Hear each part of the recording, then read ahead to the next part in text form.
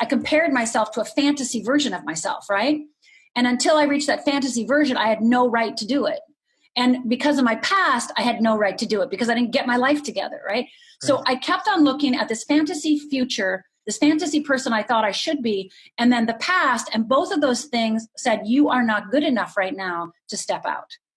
And so for 6 months, I wrestled with that and just worked with it. And basically, I really did wrestle with it. And finally, just step by step, started coming out and going, well, what if this is what I'm meant to do? And maybe it doesn't matter if I'm any good at it in the beginning. What if my past doesn't matter? And what if my fantasy person, what if that never happens? Right. Right. So I just started, bit by bit. And then, momentum, as you know, is a wonderful thing, because as I started doing it, I started building momentum.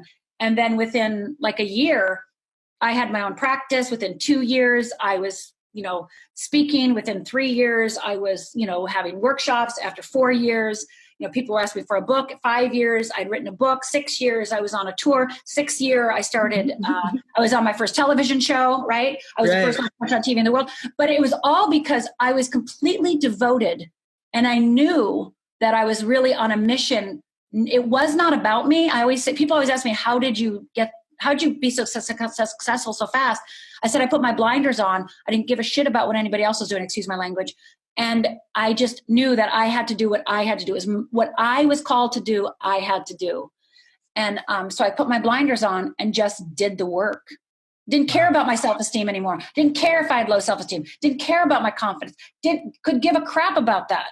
I had work to do, and the work would hone me, and make me who I was meant to be. But I had to do the work, and that's what saved me.